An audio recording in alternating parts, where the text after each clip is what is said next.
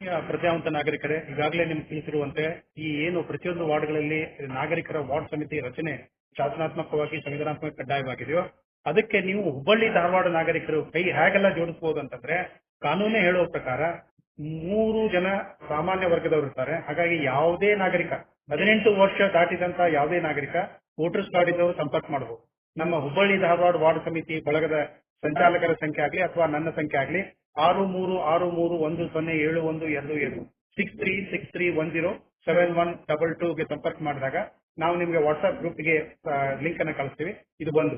ಈಗ ಸಾಮಾನ್ಯ ನಾಗರಿಕರು ಹೇಳಿದೆ, ಯಾವುದೇ ನಾಗರಿಕ ಹುಬ್ಬಳ್ಳಿ ಧಾರವಾಡದಾದ್ಯಂತ 18 ವರ್ಷ ಮೀರಿದವರು ವೋಟರ್ಸ್ ಕಾರ್ಡ್ ಇದ್ದವರು, ಇದು ಒಂದು ಸಾಮಾನ್ಯ ನಾಗರಿಕರು. ಇನ್ನು ರೆಸಿಡೆಂಟ್ ವೆಲ್ಫೇರ್ ಅಸೋಸಿಯೇಷನ್ ಅಂತ ಹೇಳ್ತೀವಿ, ಅಂದ್ರೆ ನಿವಾಸಿಗಳ ಸಂಘ ಏನಿರುತ್ತೆ ಆ ನಿವಾಸಿಗಳ ಸಂಘದ ಪದಾಧಿಕಾರಿಗಳು ಕೂಡ ನಮ್ಮನ್ನ ಸಂಪರ್ಕಿಸಬಹುದು. ಯಾಕಂದ್ರೆ ನಿವಾಸಿಗಳ ಸಂಘದ 2 ಸದಸ್ಯರಿಗೆ ಇಲ್ಲಿ ಮೀಸಲಾತಿ ಇರುತ್ತೆ ವಾರ್ಡ್ ಸಮಿತಿಗಳಿಗೆ.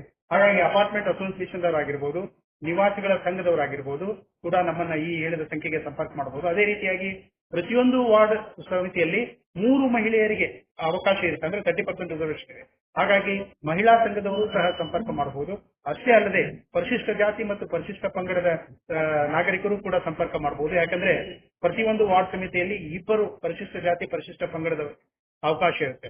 ಹಾಗಾಗಿ ಈ ಎಲ್ಲ ವಿವಿಧ ಕ್ಯಾಟಗರಿ ಅಥವಾ ವರ್ಗದ ನಾಗರಿಕರು ನಮ್ಮ ಹುಬ್ಬಳ್ಳಿ ಧಾರವಾಡ ವಾರ್ಡ್ ಸಮಿತಿ ಬಳಗದ ಸಂಖ್ಯೆಗೆ ಸಂಪರ್ಕ ಮಾಡುವ ಮೂಲಕ ವಾಟ್ಸ್ಆಪ್ ಗುಂಪಿಗೆ ಭಾಗಿಯಾಗಬಹುದು. ಹಾಗಾಗ್ಲೇ ಕರೆ ನೀಡಿದ್ದಾರೆ ಸಂಚಾಲಕರು. ಏನಂತಂದ್ರೆ, ಈ ಸ್ವಾತಂತ್ರ್ಯ ಪೂರ್ವದಲ್ಲಿ ಗಾಂಧೀಜಿಯವರು ಒಂದು ಕರೆಯನ್ನು ನೀಡಿದ್ರು, ಮಾಡು ಇಲ್ಲವೇ ಮಡಿ ಅಂತೇಳಿ ಉಪ್ಪಿನ ಸತ್ಯಾಗ್ರಹಕ್ಕೆ ಕರೆ ನೀಡಿದ್ರು. ಈಗ ಕರೆ ನಿರಾಕರಣೆ ಚಳುವಳಿಯನ್ನ ಪ್ರಾರಂಭ ಮಾಡಬೇಕಾದಂತ ಅನಿವಾರ್ಯ ಪರಿಸ್ಥಿತಿ ಬಂದದ್ದು. ಅದು ಬರ್ಲಿಕ್ಕಿಲ್ಲ ಅಂತೇಳಿ ನಾವು ಆಶೆ ಮಾಡ್ತೀವಿ. ಯಾಕಂದ್ರೆ ಜಿಲ್ಲಾ ಉಸ್ತುವಾರಿ ಸಚಿವರು ಈಗಾಗಲೇ ಮಾನ್ಯ ಮಹಾನಗರ ಪಾಲಿಕೆ ಆಯುಕ್ತರಿಗೆ ಒಂದು ಗಡುವನ್ನು ನೀಡಿದ್ದಾರೆ. ಹಾಗಾಗಿ ಅಷ್ಟರೊಳಗಡೆನೆ ವಾಟ್ಸ್ಆಪ್ಗಳ ರಚನೆ ಆಗ್ತವೆ. ಆದ್ರೆ ಈ ಎಲ್ಲ ನಾನು ಹೇಳಿದಲ್ಲ, ಸಾಮಾನ್ಯ ನಾಗರಿಕರು ಹಾಗೂ ಈ ರೆಸಿಡೆಂಟ್ ವೆಲ್ಫೇರ್ ಅಸೋಸಿಯೇಷನ್ ಅಥವಾ ನಿವಾಸಿಗಳ ಸಂಘದವರು ಮತ್ತು ಮಹಿಳಾ ಸಂಘದವರು ಹಾಗೂ ಪರಿಶಿಷ್ಟ ಜಾತಿ ಪರಿಶಿಷ್ಟ ಪಂಗಡದ ನಾಗರಿಕರು ನಮ್ಮನ್ನ ಸಂಪರ್ಕ ಮಾಡಬೇಕಂತೇಳಿ ಈ ಮೂಲಕ ಕೇಳ್ತೀವಿ.